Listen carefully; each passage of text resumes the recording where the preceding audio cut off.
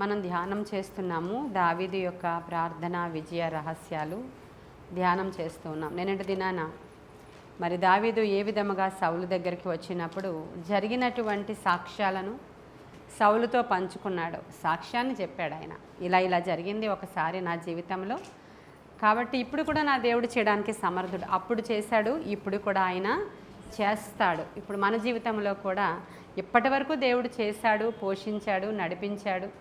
ఇప్పటి వరకు ఇలా ఉన్నామంటే ఆయన కృప, ఇక మీదట కూడా ఆయన చేస్తాడు. మేము ఎలాంటి పరిస్థితుల్లో ఉన్నా ఆయన మమ్మల్ని పట్టించుకునే దేవుడు, మమ్మల్ని విడిపించే దేవుడు, ఆయన మా పక్షంగా ఉన్నాడు అని నమ్మాము. నిన్నటి దినాన వర్తమానం అదే. మరి ఇదే దావీదు గురించి మనం కొన్ని రోజులు ధ్యానం చేస్తూ ఉన్నాం కాబట్టి దావీదు డిక్లేర్ చేస్తున్నాడు. 1వ సమూయేలు గ్రంథము 17వ అధ్యాయము 46వ వచనం దగ్గరికి వచ్చేటప్పటికల్లా ఆయన ఏమని మాట్లాడుతున్నాడంటే, ఈ దినమున యెహోవా నిన్ను నా చేతికి అప్పగించును, నేను నిన్ను చంపి నీ తల తెగవేతును. ఇజ్రాయేలీలలో దేవుడు ఉన్నాడని లోక నివాసులందరూ తెలుసుకున్నట్లు ఈ దినమున ఫిలిష్తీయుల యొక్క కళేబరములను ఆకాశ పక్షులకును భూమృగములకును ఇత్తును అనేటువంటి మాట మాట్లాడుతున్నాడు. ఎవరితో? గొలియాతుతో. ఈ దినాన్నే ఖచ్చితంగా యెహోవా నిన్ను నా చేతికి అప్పగిస్తాడు. ఇజ్రాయేలీలలో దేవుడు ఉన్నాడని ప్రజలందరూ తెలుసుకునేటట్టుగా ఈ కార్యము ఖచ్చితంగా జరుగుతుంది. నిన్ను చంపి నేను ఈ యొక్క ఆకాశ పక్షులకి భూమృగములకు కూడా నేను నిన్ను వేసేస్తాను అని ఒక డిక్లరేషన్ మాట తన నోట్లో నుంచి మాట్లాడుతున్నాడు దావీదు. దావీదు నోరు ఎప్పుడూ ఎల్లప్పుడూ స్తుతులతో నిండిన నోరు. నోరు గురించి బైబిల్ గ్రంథంలో చాలాసార్లు నేను మీతో మాట్లాడాను. పెదవుల గురించి, నాలుక గురించి, మన నోటి మాటల గురించి. మన నోటి మాటలు ఎంత ప్రాముఖ్యమైనవో, మన నోటి మాటలలో ఎంత శక్తిని దేవుడు పెట్టాడో, జీవన్ మరణాలు ఈ నాలుక వశంలో ఎలా ఉన్నాయో, నీవేం మాట్లాడాలో ఆ క్షణానికి నీకు బోధ చేయువాడు పరిశుద్ధాత్ముడు కనుక నీ నోటిని చాలా జాగ్రత్తగా నీవు కాచుకొనుము అనేటువంటి మాటలు బైబిల్ గ్రంథంలో ఉన్నాయి. ఇప్పుడు చాలామంది దినాలలో మనం చాలా పాజిటివ్గా మాట్లాడాలి, దేవుణ్ణి స్తుతిస్తూ ఉండాలి. మనకు జరగాల్సినటువంటి విషయాలు ఖచ్చితంగా జరుగుతాయి అని మనం నోటితో పాజిటివ్గా ప్రవచించినప్పుడు దేవుడు ఖచ్చితంగా చేస్తాడు అనేటువంటి విధానంలో ఒక డాక్ట్రిన్ వెళుతూ ఉంది. మొన్నే మనం మాట్లాడుకున్నాం, సిద్ధాంతాలు అనేకమైనవి. ఒక్కొక్క సేవకుని ఒక్కొక్క రకంగా దేవుడు లేపుతాడు. ఆ సేవకుడు వచ్చి ఒక సిద్ధాంతానికి కర్తగా తయారవుతాడు. ఆ తరువాత ఆ సిద్ధాంతము బైబిల్ ప్రకారం సత్యమా కాదా అనుకుని అనేక మంది ఆయన్ని ఫాలో అవుతూ వెళుతూ ఉంటారు. ఆ సిద్ధాంతాలలో అనేక మంది సక్సెస్ అవుతారు. విశ్వాసముతో కూడినటువంటి మనము దేవుని యొక్క మాటను తీసుకున్నప్పుడు ఏదైనా సరే దేవుడు కార్యం చేయడానికైనా సమర్థుడు అనేది మన అందరికీ తెలిసిన విషయమే. అయితే ఇక్కడ దావీదు నోరు ఎటువంటిది అని మనం ఆలోచిస్తే ఎల్లవేళలా స్తుతులతో నింపబడేటువంటి నోరు. కాబట్టి ఆయన ఏం మాట్లాడినా ఇప్పుడు ఈ మాట ఇలా చెప్పగానే పరలోకము ఆమేన్ అంది. ఇప్పుడు దావీదు ఏం చెప్పాడంటే డిక్లేర్ చేస్తున్నాడు నోటుతో. ఏమనంటే, ఈ దినమే యెహోవా నిన్ను నా చేతికి డిక్లేర్ చేస్తాడు. ఆయన నాకు అప్పగించబోతున్నాడు నిన్ను. ఈ దినమే నిన్ను నా చేతికి ఇలా అప్పగిస్తున్నాడు దేవుడు. ఎందుకంటే ఇజ్రాయేలీలలో దేవుడు ఉన్నాడని ప్రతి ఒక్కడూ తెలుసుకుంటాడు. నా దేవుడంటే అంత చీప, నా దేవుడంటే అంత అలుసా నీకు? ఇప్పటి వరకు నీవు ఎన్ని మాటలు నా దేవుడిని అన్నావు, ఇప్పటి వరకు ఎన్ని బూతులు నా దేవుడిని తిట్టావు, ఇప్పటి వరకు ఎన్ని శాపనార్థాలు. ఆ ఏలాలోయలో ఉన్న ఆ మనుష్యులు భయపడిపోతున్నారు. ఆ ఏలాలోయలో ఉన్నారు వీళ్ళందరూ, ఇజ్రాయేల్ సైన్యం అంతా ఏలాలోయలో ఉండిపోయారు. అక్కడ ఉండిపోయినప్పుడు ఎన్ని ఆ మాటలు నీవు పలికావు కదా, ఈరోజు ఖచ్చితంగా నిన్ను నాకు దేవుడు అప్పగిస్తున్నాడు అని నీ తల నరికి నేను నీ మాంసం అంతటినీ కూడా ఇలా చేస్తానని చెప్పి ఈ యొక్క దావీదు ఎప్పుడైతే డిక్లేర్ చేశాడో నిజంగానే పరలోకం కూడా ఆమె నంది అని అనుకోవాలి మనం. వెంటనే ఆ కార్యం ఆ రోజే అక్కడ జరిగిపోయింది. కాబట్టి అందుకనే ఇప్పుడు ఈయన ఏం చేస్తున్నాడంటే, దావీదు యొక్క విజయ రహస్యం ఏంటంటే నోటితో తన జయాన్ని తనే డిక్లేర్ చేయడం. ఇందాక మందిరం గురించి ప్రార్థన చేస్తూ ఉన్నప్పుడు వెనకాల నుంచి ఆమె ఏమంటుందంటే, అయిపోయింది అంతే, కట్టేశామంతే, ఓపెన్ అయిపోతుంది అంతే, మేము నమ్ముతున్నాం అంతే అని చెప్పి వెనకాల కుర్చీలో కూర్చున్న ఇద్దరు కూడా ఇదే, ఒకరు చేస్తుంటే ఒకరు ఏకీభవించారు.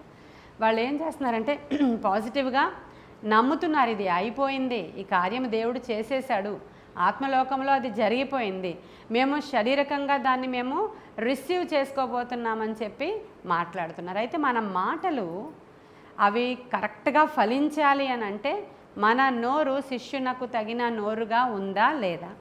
మన నోట్లో నుంచి వచ్చేటువంటి అనుకూల వచనాలు, స్తుతి వచనాలు నిజంగా అది దేవుడి యొక్క సన్నిధిలోనికి చేరుతున్నాయా లేవా? ఎప్పుడూ స్తుతించేటువంటి నోటిలో చాలా పవర్ ఉంటుంది.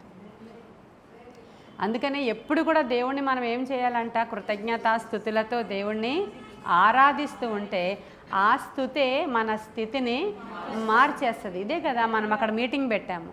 ఆ స్తుతే మన స్థితిని ఎలా మార్చేస్తుంది అంటే, నీ నోట దేవునికి చేయబడే స్తోత్రాలు ఉన్నప్పుడు, మన నోటి నిండా దేవుని స్తుతులతో మనం నింపుకున్నప్పుడు, దావీదు చేసే పని అదే. దినమెల్లా నేను నా దేవుణ్ణి స్తుతిస్తాను, దినమెల్లా నా దేవుణ్ణి నేను ఆరాధిస్తాను. మరి మనలో అనేక మంది దినమెల్లా అనేక సార్లు శాపవచనాలే మాట్లాడుతూ ఉంటాం, కోపముతో కూడిన మాటలు మాట్లాడుతుంటాం, ఇతరులను శపించే మాటలు, మిమ్మల్ని మీరే శపించుకునే మాటలు, అంటే రకరకాల పరిస్థితుల వల్ల తిట్టుకునేటువంటి తిట్లు, ఇలాంటివన్నీ కూడా మన నోట్లో నుంచి వచ్చినప్పుడు మరి మనం ఎలాగా మన విజయాన్ని డిక్లేర్ చేయగలుగుతాం? అంతే కదా. యాకోబు దీని గురించి చాలా క్లియర్గా రాస్తూ ఏమన్నాడంటే, న్యూ టెస్టిమెంట్లో 211వ పేజ్, యాకోబు రాసిన పత్రిక 3వ అధ్యాయము 2వ వచనం నుంచి నేను చదువుతున్నాను.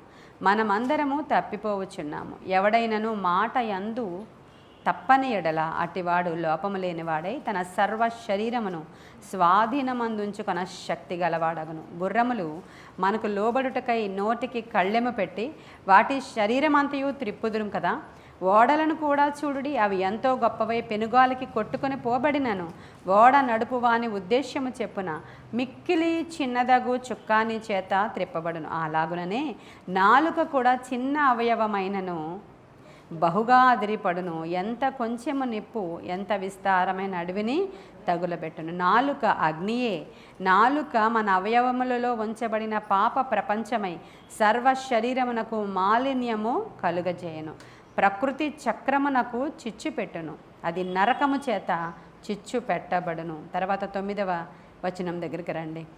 మనము ఈ నాలుక గురించి 8వ వచనం, ఏ నరుడును నాలుకను సాధు చేయ నేరడు, అది మరణకరమైన విషముతో నిండినది, అది నిరర్గళమైన దుష్టత్వమే. దీనితో తండ్రి అయిన ప్రభువును స్తుతింతుము, దీనితోనే దేవుని పోలికగా పుట్టిన మనుష్యులను శపింతుము.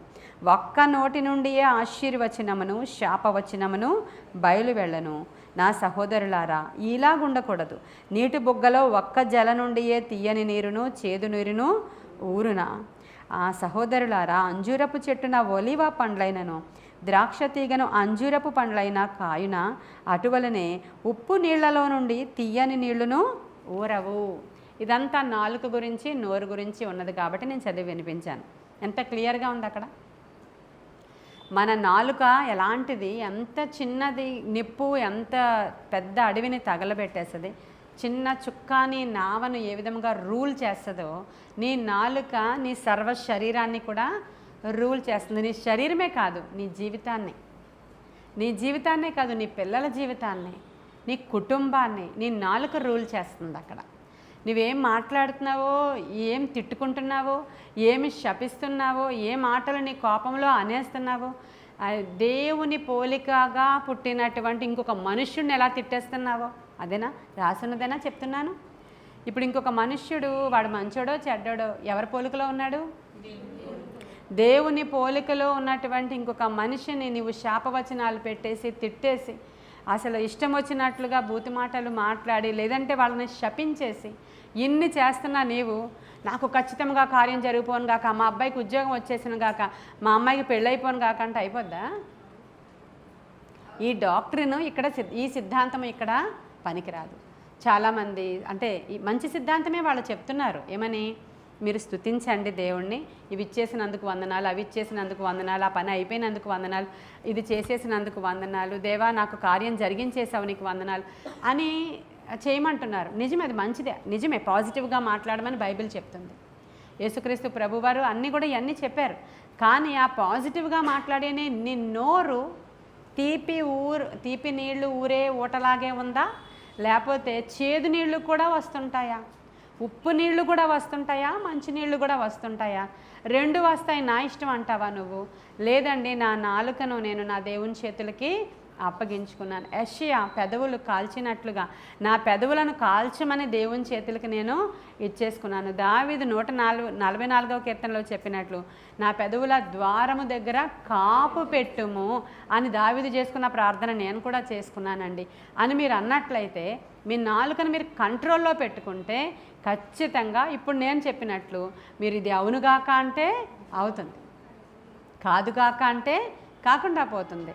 కాబట్టి అలాంటి పవర్ అంతా కూడా మన నోటికే ఇచ్చారు అని బైబిల్ చెప్తూ ఉంది. కాబట్టి ఈరోజు దావీదు స్తుతించే నోరు అయింది. కాబట్టి దేవుణ్ణి ఆరాధించే నోరు, ఇంకా వేరే ఏం పని లేదు ఆయనకి.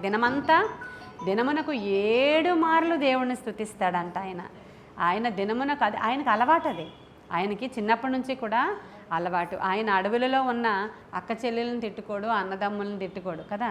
మా అన్న అలాంటోడు, మా అన్న ఇలాంటోడు, వాడి వల్లే మా నాన్న నన్ను ఇలా పశువులు కాపరిగా పెట్టాడు, లేకపోతే నేను సైన్యంలో ఉండాల్సిన వాడిని, ఎంత పులిని సింహాన్ని చంపానంటే నా వీరత్వం ఎంత గొప్పది, అసలు పేపర్లో వేయించాలి, కానీ నన్ను ఇక్కడ పెట్టేశారు అని అతను సణుక్కోడంట.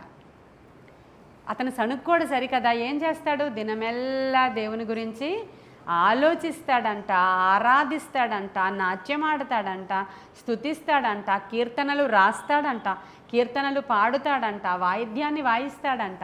ఆయన వాయిద్యం వాయిస్తూ ఉంటే దయ్యాలు పారిపోతాయంట. అలాంటి వాడు దావీదు. హల్లెలూయా. దావీదు విజయ రహస్యాలు మాట్లాడుకుంటున్నాం మనము. ఇది 2వ రహస్యం ఏంటంటే దినమెల్లా దేవుణ్ణి స్తుతించే నోరుగా మన నోరు ఉండాలి. అయితే మనలో చాలామంది ఇలా అనుకుంటారు, నిజమే, రేపటి నుంచి నేను ఖచ్చితంగా ఏదో చేయాలి బాబు, నన్ను నేను కంట్రోల్ చేసుకోవాలి. ఇక్కడ బైబిల్ ఏం చెప్తుందంటే రేపు కాదు, ఈ రోజే, ఈ దినమే వీడు నాకు అప్పగించబడతాడన్నాడు దావీదు. ఈరోజు నువ్వు నాకు ఆహారం అయిపోతావు అంతే, ఈరోజు నేను నిన్ను జయిస్తానంతే, ఈ రోజే అనేటువంటి డిక్లరేషన్ దేవుడు చేయమంటున్నాడు. అలా ఇన్స్టెంట్గా ఇమీడియట్గా నిర్ణయాలు తీసుకున్న వాళ్ళ విషయంలో దేవుడు చాలా కార్యాలు చేశాడు బైబిల్ గ్రంథంలో. ఈరోజు ఎలా అయినా సరే యేసుక్రీస్తు మా ఊరికి వస్తున్నారు, నేను ఆ మీటింగ్కి వెళ్ళాల్సిందే. ఆ మీటింగ్లో చాలామంది మగవాళ్ళు ఉంటారు, రోడ్డు మీద వెళ్ళిపోతూ ఉంటారు, ఎక్కడ ఆగుతారో తెలియదు, ఎక్కడ ఏ కూడలిలో ఆయన మాట్లాడతారో నాకు తెలియదు, అయినా సరే వెళతాను. వెళ్ళి నాకు 12 సంవత్సరాల నుంచి నేను బాధపడుతున్నాను, ఈరోజు వెళ్ళి ఆయన వస్త్రపు చెంగుని నేను ముట్టుకోవాలి. మళ్ళీ ఆయన నన్ను దగ్గర పిలిచి హీలింగ్ ప్రేయర్ చేస్తాడా లేదా, నేను ఏమన్నా 10,000 కట్టాలా, లేకపోతే 5,000 కట్టాలా, లేకపోతే ఆఫరింగ్ ఇవ్వాలా, లేకపోతే నన్ను గమనిస్తాడో లేదో చూద్దాం. ఈయన ఎలాంటోడో, ఆయన ప్రవక్త కదా, అన్నీ తెలిసిపోతాయి. తెలిసిపోయి నన్ను పిలిస్తే వెళ్తాను, లేకపోతే లేదు, ఆయన మంచోడు కాదు. ఈ ప్రజలు ఈరోజు నాడి, ఈరోజు ప్రజల యొక్క ఆలోచనలు. ఆయన ప్రవక్త అయితే నేను ఇలా వెళ్ళాను, నన్ను పేరు పెట్టి వెళ్ళాడా, ఇదేంటిది, దేవుడికి నువ్వు పరీక్ష పెడుతున్నావా, నీకు దేవుడు పరీక్ష పెడుతున్నాడా, నువ్వు ఎలా ఉన్నావు అసలు? ఈ మనుషుల యొక్క ఆలోచనలు చెడిపోయాయి. నీవు నీ అవసరత ఏంటో దగ్గరికి వెళ్ళి చెప్తే కదా. సౌలుకి ఇంకా రాజు అవ్వకముందు వాళ్ళ ఇంట్లో గాడిదలు తప్పిపోతే గాడిదలను వెతకడానికి సౌలు తన పనివాడిని తీసుకుని వెళ్ళాడు. వెళ్ళినప్పుడు ఇప్పుడు వాళ్ళిద్దరూ కలిసి ఇక్కడ ఎవరైనా ప్రవక్త ఉన్నారా, మనం వెళ్ళి మన ప్రేయర్ రిక్వెస్ట్ ఇవ్వాలి అని. ఆయన సమూయేలు ఉన్నారు, ఆయన చాలా పెద్ద ప్రవక్త. అంటే సరే వెళ్దాం. మనం వెళ్ళగానే ఆయనకు ఆ సమస్య ఏంటో తెలిసిందా, అసలు కరెక్ట్ ప్రవక్త లేకపోతే రాంగ్ ప్రవక్త, మనం వెళ్ళిపోదాం అనుకున్నారా వాళ్ళు? వెళ్ళి నా సమస్య ఇదయ్యా, ఆ సమస్య ఇంకా చెప్పకముందే ఆఫరింగ్ ఇచ్చారు వాళ్ళు. ఎలాంటిది, నా దగ్గర ఇప్పుడు ఆఫరింగ్ లేదు, నేను ఇప్పుడు ఎలా వెళ్తాను ప్రవక్త దగ్గరికి అని అన్నప్పుడు పనివాడు అంటాడు, మన దగ్గర వెండి ఉందయ్యా, వెండి ఇద్దాము, ప్రవక్త దగ్గర మన రిక్వెస్ట్ పెట్టుకుందాం. ఇది ఎంత బాగుందండి. అక్కడ దేవుడు ఆలోచన ఎంత బాగుంది, వాళ్ళు అడిగే విధానం కూడా ఎంత బాగుంది. అప్పుడు దేవుడు ఏమన్నాడంటే, గాడిదలు ఎక్కడ ఉన్నాయో తప్పకుండా తర్వాత చెప్తాను, కానీ మీరు ఈ రాత్రికి నా దగ్గర ఉండండి అని చెప్పి మంచి భోజనాన్ని వండి ఆయనకి పెట్టి ఆ రాత్రి ప్రార్థన చేసి వారిని అభిషేకించి, గాడిదలు కాదు నాయనా నువ్వు కాసుకునేది, నిన్ను ఇజ్రాయేలీలకి నిన్ను రాజుగా చేస్తాడు దేవుడు. హల్లెలూయా. అంటే అక్కడ ప్రవక్తల దగ్గరికి వెళ్ళి మీరు ప్రవక్తల్ని పరీక్షలు పెడుతున్నారా అన్నట్లు ఈరోజు ఇప్పుడు ఏదైనా ఏమైనా వాక్యం మనం విన్నామో ఇప్పుడే అడగాలి, నాయనా నేను ఇప్పుడే నా నోటిని నేను సరి చేసుకున్నా. యెషయా వెళ్ళాడు, ఇప్పుడే నా పెదవులు కాల్చబడాలి. నా పెదవులు అంటే ఇప్పటికే మనం చాలాసార్లు ఇలా అడిగిన వాళ్ళమే మనం అందరము. నో ప్రాబ్లం, మళ్ళీ అడగండి. ఎన్నిసార్లు నువ్వు పడిపోయినా అన్నిసార్లు కూడా దేవుడు చేస్తాడు కార్యం. అదే నేను చెప్పాను, నువ్వు బ్రతుకుండగా ఎన్నిసార్లు అయినా కూడా ఏదైనా ప్రార్థన చేయొచ్చు దేవుడికి. నీ ఆయుష్కాలం ఇచ్చినందుకు దేవునికి నీవు స్తుతులు చెప్పు. చచ్చిపోవాలని కోరుకోకు, నువ్వు సమస్యల నుంచి పారిపోవాలని కోరుకోకు, సమస్యల దగ్గర నిలవబడి పోరాడాలని కోరుకో. నువ్వు ఆయన యుద్ధం యెహోవాదే. ఆయన ఆయన ఆ మాట కూడా ఈయనే ప్రకటిస్తాడు, నేడు యుద్ధం చేసేది ఆయనే. నేను యెహోవా నామము పేరట మీ మీదకి వస్తున్నా. ఆయన నామము అన్ని నామముల కన్నే ఘనమైన నామము. ఈరోజు యేసు నామము పేరట మన యుద్ధము. యేసు అనే ఆయన ఎప్పుడు అపజయం చూడలేదు. యేసు అనే ఆయన జీవితంలో ఓటమి అనే పదానికి ఆయన డిక్షనరీలో చోటు లేదు. ఆయన జీసస్ నెవర్ ఫెయిల్స్ అనేటువంటి మాట మన కొటేషన్గా ఉండాలి. ఆయన ఎప్పుడూ ఫెయిల్ అవ్వలేదు. అలాంటి ఆయన నామాన్ని ఉపయోగించుకుని అక్కడ కలెక్టర్ ఆఫీస్కి వెళుతున్నావు. అలాంటి ఆయన నామాన్ని పట్టుకుని కోర్టుకు వెళుతున్నావు నువ్వు. అలాంటి ఆయన నామాన్ని పట్టుకుని నీ వ్యాజ్యాన్ని వేస్తున్నావు నువ్వు. అక్కడ అపజయము నీకు లేనే లేదు. ఈరోజే ప్రభువా నేను సరెండర్ అవుతున్నాను నీకు. ఈరోజే నేను అనుకున్నది నీకు చేసేస్తున్నాను ప్రభా. ఈరోజే నేను మొక్కుకున్నది చేస్తున్నాను. ఈరోజే కొంతమంది అనుకుంటారు, నేను రిటైర్ అయిన తర్వాత ఇలాంటి ఆఫరింగ్ దేవుడికి ఇవ్వాలి, నేను ఇంకోటి సక్సెస్ అయ్యాక ఉద్యోగం వచ్చాక ఇలాంటి ఆఫరింగ్ దేవుడికి ఇవ్వాలి, మా అమ్మాయికి పెళ్ళయ్యాక నేను ఇలాంటి ఆఫరింగ్ మందిరానికి ఇవ్వాలి, ఇలా అనుకుంటారు. కానీ అయిన తర్వాత పరిస్థితుల ప్రభావాన్ని బట్టి, వారి చేతిలో ఉండకపోవడాన్ని బట్టి, లేదంటే కొన్ని పరిస్థితులను బట్టి వాళ్ళు చేయలేకపోతారు. అది చేద్దాం చేద్దాం చేద్దాం. మన దగ్గర ఉన్నప్పుడు దేవుడికి అన్నీ తెలుసు కదా, అర్థం చేసుకుంటాడు ఆయన. మనం ఇలా చేద్దాం అలా చేద్దాం, ఉద్యోగం వచ్చాక ఇలా చేద్దాం, ఇలా అనుకున్న వాళ్ళందరూ చేయలేక దాన్ని మనము నిర్వర్తించలేకపోతా ఉంటాం. ఈ రోజు నేను చేస్తానయ్యా, నువ్వు కార్యం చేయని ఏ రోజు మొక్కుకున్నారు, ఏ రోజు అనుకున్నారు, ఆ రోజే చేసేస్తే అది అద్భుతం జరుగుద్ది. ఎప్పుడో నీకు ఖాళీ ఉన్నప్పుడు, వీలైనప్పుడు, నీకు అనుకూలంగా ఉన్నప్పుడు, నీకు అన్నీ జరిగినప్పుడు అప్పుడు దేవుడి దగ్గర తీసుకొస్తే అది ఏమాత్రం ఆయనకి సంతోషంగా ఉండదు. అందుకని ఇప్పుడే అనేదానికి నేను అర్థం చెప్తున్నాను. ఈ క్షణమే మనం ఏం చేయాలనే మాటలకి అర్థం చెప్తున్నాను. కాబట్టి దేవుడు మనకి ఎంత చక్కని వాక్యాలతోనూ, ఎంత చక్కని దర్శనాలతో మనల్ని పోషిస్తూ, అసలు ఎంత చక్కని ప్రవచనాలతో మనల్ని నడిపిస్తూ ఉన్నప్పుడు ఒక ప్రక్క నుంచి అపవాది సమయము తక్కువగా ఉన్నదని గుర్తెరిగి ఏం చేస్తున్నాడు, వాడు ఫాస్ట్గా పనిచేస్తున్నాడు. మనమేమో రేపు ఎల్లుండి అవతల ఎల్లుండి బాప్తిస్మము తీసుకుంటారండి పిల్లలు, తీసుకుంటారు. కంగారు పెట్టకండి పాస్టర్ గారు, తీసుకుంటారు మా పిల్లలు. పాస్టర్ గారికి ఏం కంగారు లేదు అక్కడ. పాస్టర్ గారికి ఏం కంగారు ఉంది, అనౌన్స్ చేశారు అంతే. నీకు నీ పిల్లల గురించి నీవు ఆలోచించుకోవాలి, నీ పిల్లలు ఆలోచించుకోవాలి. నేడే రక్షణ దినము, ఇదే అనుకూలమైన సమయము.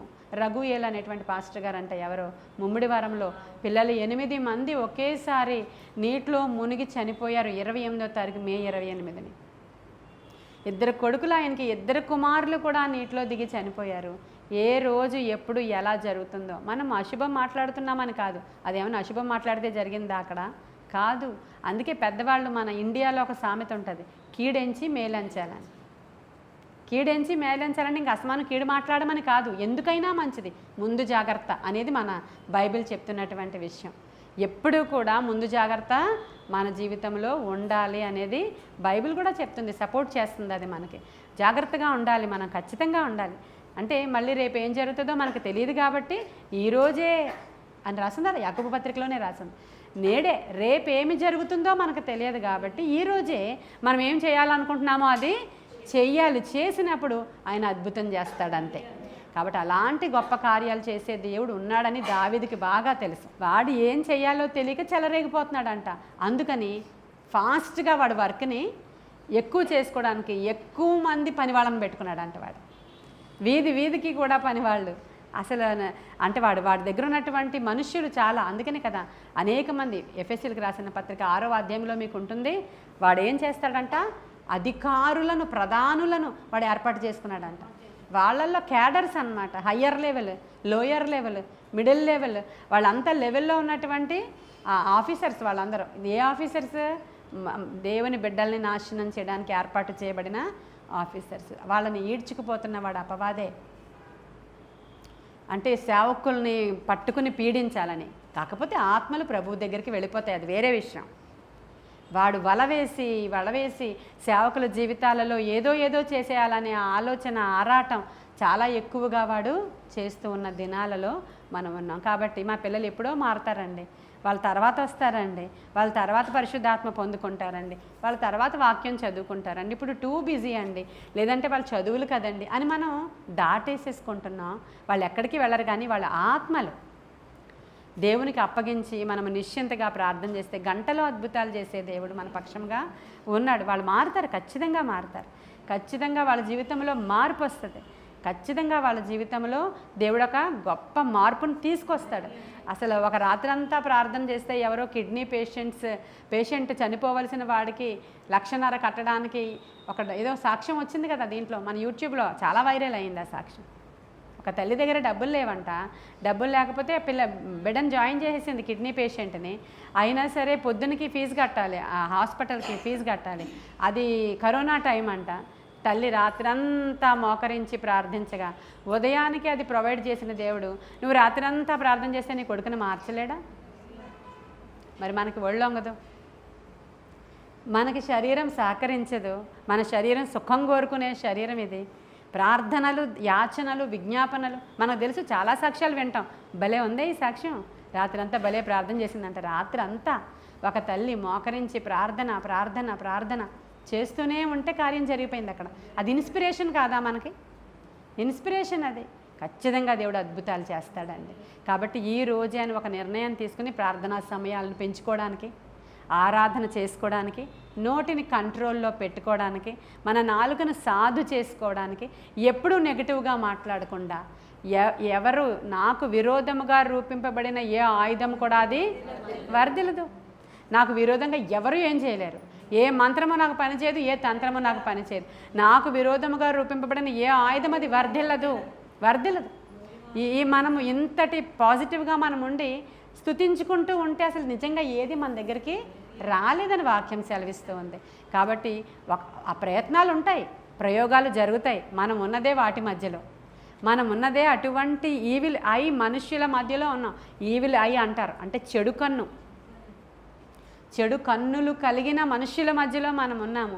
మనకొకటి కలిగి ఉంటే ఈర్ష్య, ద్వేషము, అసూయ, కపటము, కుట్ర, హత్యలు, నరహత్యలు ఇవన్నీ జరిగిపోతున్నాయి. కారణం ఆ ఈవిల్ ఐ అంటే ఎందుకని ఒకడు మంచిగా ఉంటే ఇంకొకడు ఓర్చుకోలేడు, ఒక కుటుంబం మంచిగా ఉంటే ఇంకొకరు ఓర్చుకోలేరు, ఒక అమ్మాయి ఇంకొక అబ్బాయిని పెళ్లి చేసుకుంటే ఇంకొకడు ఓర్చుకోలేడు. అర్థమవుతుందా? దాంతో మర్డర్స్ జరిగిపోతున్నాయి ఎక్కడ చూసినా. కాబట్టి ఒక సేవ విస్తరించుంటే ఇంకో సేవ కూడా ఓర్చుకోలేని తత్వంతో ఎవరి సిద్ధాంతం వాళ్ళది. ఇంకొక సిద్ధాంతాన్ని ఎప్పుడు కూడా తోలనాడకూడదు. ఇది మంచిది, మేమే పరిశుద్ధులం, మేమే గొప్పవాళ్ళం, భాషలు లేవు, ప్రవచనాలు లేవు, కృపావరాలు లేవు, తెల్లబట్టలు లేవు, నల్లబట్టలు లేవు, ఇది కాదు. ఒక్కొక్క సేవకుడికి ఒక్కొక్క పరిచర్య దేవుడు ఇస్తాడు. ఆ తలంపులతో అలాంటి వారందరినీ కూడా ఈ యొక్క సేవకుడు నిత్యరాజ్యానికి నడిపిస్తూ ఉంటాడు. ఒకవేళ డాక్టరీని తప్పుగా వెళ్ళిపోతూ ఉంటే దేవుడు అక్కడ సరిచేస్తాడు. ఏదో దేవుడు సర్వాంతర్యామి, ఆయన చేసుకుంటాడు ఆయన పనిని. ఆయన సింహము లాక్కును వెళ్ళిపోతుంటే ఆ గొర్రెను రక్షించడానికి సింహాన్ని చీల్చినట్లు దేవుడు తన ప్రజలను ఒకవేళ తోడేళ్ళు లాక్కును వెళ్ళిపోతూ ఉంటే తన ప్రజలను ఆయన రక్షించుకుంటాడు, నిజమైన సిద్ధాంతం కాకపోతే. అది జ్ఞాపకం ఉంచుకోవాలి. జ్ఞానము కలిగి మనం ప్రార్థన చేస్తున్నాం, మనం ప్రార్థనా యోధులం, విజ్ఞాపనకర్తలం. మీరు చేస్తున్న పని చిన్నది ఎంత మాత్రం కూడా అసలు కాదు. 7 రోజుల ప్రార్థనలో 7 సార్లు మానిస్తే నేను ఏమీ చేయలేను. కాబట్టి ఇది చాలా ప్రశస్తమైనది అని ఎంచి, ఇది చాలా ప్రాముఖ్యమైన ఉద్యోగం నాకు. మరి ఎవరికంటేనో, ఈ దేశ ప్రధానమంత్రి కంటేనో. ఆ ప్రధానమంత్రికి ఒకరోజు ఖాళీ ఎలా ఉండదో నాకు ఉండదు. నేను అంతకంటే గొప్ప పని చేస్తున్నాను. నా దేవుని యొక్క ప్రధానులలో నేను ప్రధానమైన దానిని. కాబట్టి నేను నా దేవుని కార్యం చెయ్యాలంటే నేను అక్కడికి వెళ్ళాలి. నా ప్రెజెన్స్ అక్కడ లేకపోతే ఎలా అవుతుంది? కాబట్టి ఇలాంటి ఆలోచనలతో మనము ఆయన దగ్గరికి వచ్చి ప్రార్థించిన, పాట పాడిన, స్తుతించిన, ఒక మాట నోట్లోంచి చెప్పిన ఈ రోజే ఆ శత్రువుని దేవుడు నాకు అప్పగిస్తాడు. హల్లెలూయా. అక్కడే ఉంటుంది ఇంకొక మాట. దావీదు చెప్తాడు ఒక మాట, ఏమంటాడంటే, దేవుడు శక్తిమంతుడు కాబట్టి ఆయన సింహం యొక్క బలము నుండి, ఎలుగుబంటి యొక్క బలము నుండి నన్ను రక్షించిన యెహోవా ఈ ఫిలిష్తీని చేతిలో నుండి కూడా నన్ను విడిపేశాడు. అదొక డిక్లరేషన్, ఇదొక డిక్లరేషన్ ఆయన చేస్తూ ఉన్నాడండి. కాబట్టి పొందబోయేటువంటి మేళ్లను మనం ఏం చేయాలా? నోటితో చెప్పాలి, ప్రభా ఖచ్చితంగా నా బిడ్డ విడిపించబడతాడు, వాడు ఆ త్రాగుడు నుంచి బయటకు వచ్చేస్తాడంతే, ప్రభా ఖచ్చితంగా నా కుమార్తె రక్షించబడుతుంది, ఖచ్చితంగా నా పిల్లలు ఆత్మపూర్ణులై నీ సేవలో పాలుభాగస్తులుగా ఉంటారు, ఖచ్చితంగా నా పిల్లలకి మంచి జతను నీవు ఇస్తావు ప్రభువా, ఎందుకంటే నా నోరారా నిన్ను స్తుతిస్తాను, నాకు ఈర్ష్య లేదు, కపటము లేదు, ద్వేషము లేదు, నా నోట్లో కుట్ర లేదు, నా నోట్లో ఆ వ్యసనకరమైన మాటలు లేవు, నిన్ను స్తుతించడానికి ఈ నోటిని నేను ప్రతిష్ఠించుకుంటున్నా. ప్రతిష్ఠించుకోండి, ఎంతసేపు అది, నీ నోటిని ప్రతిష్ఠించుకో, మౌనముగా ఊరుకో, నీకు కోపం వచ్చినప్పుడు సైలెంట్గా ఉండు, కొంచెం సేపట్లో అది పోవాలని చెప్పాడు దేవుడు. ఉదయానికి నీకు కోపం వస్తే సాయంత్రానికి, మీ ఆయన గారికి ఒక్క విషయంలోనే కాదు అన్ని విషయాల్లో కూడా, చాలామందికి అలా ఆయన గారి విషయంలోనే చేస్తారు ఇలాంటివి, సాయంకాలానికి ఆయనతో మాట్లాడలేకపోతే ఉండలేరు, అందుకని ఖచ్చితంగా అక్కడ మళ్ళీ రెడ్ ఫ్లాగ్ తీసేసి గ్రీన్ ఫ్లాగ్ పెట్టేస్తారు అంతే. కాదు, అందరితో కూడా అలాగే ఉండాలి, అందరితో కూడా ఉదయానికి నీకు కోపం రావచ్చు, కోపం వచ్చే విధంగా వాళ్ళు ప్రవర్తించవచ్చు, కానీ ఈవినింగ్కి నీ కోపం చల్లారిపోతేనే దేవుడి దగ్గరికి వచ్చి బలిపీఠం దగ్గర నువ్వు ప్రార్థన చేస్తే అది వ్యాలిడ్ అయ్యేది, అదర్వైజ్ నీ ప్రేయర్ ఏమీ వెళ్ళదు, నీ నోట్లో నుంచి వచ్చిన స్తుతియాగం దేవుడు అంగీకరించడు, నీ స్తుతి అంతా కూడా సాతానుడు కూర్చొని రాని ఇంకా రాని, నాకు చాలా ఇంపుగా ఉంది నీ మాట, నువ్వంటే నాకు ఎంతో ఇష్టం అని చెప్తుంటాడు. నిజమే, నిజమే, దేవునికి చెందకపోతే స్తుతులు ఎక్కడికి వెళ్ళినట్లు, నువ్వు స్తుతించేస్తున్నావు, దేవుడేమో తీసుకోవట్లేదు అవి, నాకు ఇష్టమే నేను తీసేసుకుంటాను, నేను ఎందుకంటే సిగ్గులేదు వాడికి, ఏదైనా తీసుకుంటాడు, అబద్ధికుడు, దొంగ, ఏదైనా దోచుకుంటాడు, నీ నుంచి ఏదైనా దోచుకుంటాడు, వాడు ఎప్పుడు అపజయపు మాటలు నోట్లోంచి మాట్లాడుతూ ఉంటాడు. నీకు ఇది జరగదు, నీకు ఇక అవ్వదు, ఇప్పుడు వరకు చూసావు ఇంకా నమ్ముతున్నావా, ఏం కాదు, మొన్న జరిగిందా, నిన్న జరిగిందా, పోయిన సంవత్సరం జరిగిందా, ఇప్పుడు అంతే, జరగదు అని చెప్పేవాడు అబద్ధికుడు, వాడి నోటి మాటలన్నీ అలాగే ఉంటాయి. ప్రభువు చెప్తాడు జరుగుతుంది, విశ్వాసం ఉంచు, నమ్మిక ఉంచు, నిరీక్షణ ఉంచు, నమ్మిక మాత్రం చాలు, నేను నీకు సమర్థుడైన దేవుణ్ణి, నేను కదా నీ కార్యం చేస్తా, విశ్వాసం ఉంచు. విశ్వాసము కలిగి వాగ్దానాలను నువ్వు రిసీవ్ చేసుకోవాలంటే అబ్రహాం ఎలా సహనంతో కనిపెట్టాడో, విశ్వాసము నిరీక్షణ యొక్క ఫలము చూడాలంటే సహనం అనేది చాలా ప్రాముఖ్యమైనదంట. ఆ సహనము నీకు నేర్పించడానికి నిన్న మార్గం గుండా ఆయన తీసుకెళ్తూ ఉంటాడు. ఈ లోపల వీడు ఎన్నో చెవిలో చెప్తాడు నీకు, అవన్నిటినీ కూడా త్రోసివేసి ఎప్పుడూ అపజయము చూడని ప్రభువు తట్టు చూస్తూ ఈరోజు నువ్వు వారిలో ఏం ప్రకటిస్తున్నావంటే, యేసు నామములో ఆ శత్రువుని నేను జయిస్తున్నాను, ఆ శత్రువుని నేను కూలద్రోస్తున్నాను, నా దేవుడి కార్యం చేసేశాడు, నా దేవుడు నా ఇంట్లో అద్భుతం చేశాడు, అందుని బట్టి నేను స్తుతిస్తానే, ఈ గంట సేపు ప్రభువా నువ్వు చేసేసినందుకు వందనాలు అంటే ఒక్కొక్క సందర్భంలో అది పిచ్చివాళ్ళలా కనిపించవచ్చు, కానీ తప్పు కాదు, ఇది కూడా పాజిటివ్గా. అంటే ఇవన్నీ కరెక్షన్స్ చేసుకోకుండా చేసేసావు అని స్తుతించడం కరెక్ట్ కాదు, కాబట్టి నేను కరెక్షన్స్ చేసుకొని పాజిటివ్గా స్తుతించడం మంచి డాక్టరీనే అది. కాబట్టి ఇప్పుడు అది మనం దావీదు యొక్క విజయ రహస్యములో 2వ భాగము. ఆయన ఆ రోజు ముందు డిక్లేర్ చేసి తర్వాత దాన్ని నెరవేర్చేశాడు అంతే. ఇప్పుడు నువ్వు ఈరోజు డిక్లేర్ చేసావు, ఈరోజు కార్యం అయిపోయింది అంతే. చేస్తాడు ఆయన. విసుగక చేయండి ప్రార్థన, ఎడతెగక చేయండి. దావీదు ఇదే ప్రార్థన చేస్తూ ఉన్నాడు, కానీ ఎన్నో జయములు చూశాడు. 10 సంవత్సరాలు అడవుల్లో తిరిగాడు ఆయన. మరి అలా అంటే ఆ సింహాసనం నాకు వచ్చేనుగా, కానీ ఈరోజు అంటే రేపు వచ్చేయాలి కదండి అని అడగాలి. మరి అడుగుతారు, చాలామంది అడుగుతారు. ఎన్నో నేర్పించుకుంటూ తీసుకెళ్ళాడు దేవుడు, ఎన్నో జయించుకుంటూ తీసుకెళ్ళాడు దేవుడు. నీకు సంవత్సరాలకి తరిపడా మనకి ఈ రోజు వరకు ఉపయోగపడే మాటలను రాయించడానికి 10 సంవత్సరాలు ఆయన వేసిన పునాదులు మన దగ్గర పునాది స్ట్రాంగ్గా ఉంది. కాబట్టి ఎవరైనా దావీదు కీర్తన చదవకుండా దాటిపోగలడా? కీర్తన 23 చదవకుండా ఎవరైనా దాటి వెళ్ళగలరా? దావీదు పేరు లేకుండా ఏ రోజైనా మెసేజ్ ముగుస్తుందా? దానికి అంత ఫౌండేషన్ అవసరం. అదే ఎంత పెద్ద పోరాటమో అంత పెద్ద విజయం అని ఆవిడెవరో పాట పాడినట్లు అలాంటి కార్యాలు, అది దావీదు యొక్క విజయ రహస్యం. కాబట్టి ఈరోజు ఈ చిన్న మాటలు దేవుడు మన వెనికిడిలో దీవించిన గాక. ప్రార్థన చేసుకుందాం. మహాపరిశుద్ధుడైన తండ్రి, మహోన్నతుడైన దేవా, నీకు వందనాలు. అవునయ్యా, ఇశ్రాయేలీయులలో దేవుడు ఉన్నాడని తెలుసుకున్నట్లు నేను ఈరోజు ఈ కార్యం చేస్తానని దావీదు అన్నట్లు మేము మా దేవుడు ఉన్నాడని లోకము తెలుసుకునేటటువంటి కార్యాలు మా ద్వారా సాక్ష్యాల రూపంలో తెలియాలయ్యా. మేము అలా జయించాలి ప్రభువా. మేము మా యొక్క జీవితంలో వచ్చిన విజయము మా దేవుని నామ మహిమార్థమై జరగాలయ్యా. మా దేవునికి ఘనత వచ్చేటట్లు జరగాలి. దావీదు నా తండ్రి ఆ విధముగా దేవుని హెచ్చించాడు గనుకనే దావీదుకి అలాంటి హెచ్చింపు వచ్చిందయ్యా. కాబట్టి మా ద్వారా కూడా మా దేవుని నామము మహిమ పరచబడేలాంటి కార్యాలు జరిగించమని బ్రతిమలాడుకుంటూ మా నోటిని సాధు చేయమని, మా నోటిలో నాయన నా తండ్రి నీ యొక్క స్తుతి ధూపము ఎల్లవేళలా మా నోటి నుంచి రావడానికి సహాయం చేయమని, మా జిహ్వ బలులు స్తోత్ర బలులు నీ సన్నిధికి చేర్చుకోమని దేవా, మా నోటి వెంబడి వచ్చే ప్రార్థన మీకు అంగీకారముగా ఉండులాగున సహాయము చేయమని వేడుకుంటున్నానయ్యా. మరొకసారి నాయన ఈ రోజే సరి అయిన సమయమని, ఈ రోజే రక్షణ దినమని, ఇప్పుడే కొన్ని మంచి నిర్ణయాలు నేను తీసుకుంటానని, ఈ రోజు నుంచే నేను ఈ విధముగా ప్రార్థిస్తానని, ఈ రోజు నుంచి నా దేవునికి ఈ యొక్క ఏరియాలో నమ్మకస్తుడిగా ఉంటానని అయా నీతో మాట్లాడుకుంటున్నాను ప్రభువా. దేవా నాయన అది తప్పక నేను నెరవేర్చడానికి అవసరమైన కృప ప్రియ పరిశుద్ధాత్ముడా నాకు దయచేయమని, నీ ఆత్మశక్తితో కార్యాలు జరిగించి మీ నామానికి మహిమ తెచ్చుకోమని, మరొకసారి ఈ యొక్క జయ జీవితము నాయన మేము జీవించడానికి, ప్రార్థనలలో జయము పొందుకోవడానికి, ప్రార్థనలలో విజయము పొందుకోవడానికి అవసరమైన కృప మాకు దయచేయమని యేసయ్య శ్రేష్ఠ నామంలో వినిన వారందరికీ దీవెనకరముగాను నాయన మాకు ఆశీర్వాదకరముగాను ఉండులాగున ఈ యొక్క వర్తమానాన్ని మీరు దీవించినందుకు వందనాలు తెలియచేసుకుంటూ యేసయ్య శ్రేష్ఠ నామంలో అడుగుచున్నాము తండ్రి. God bless you.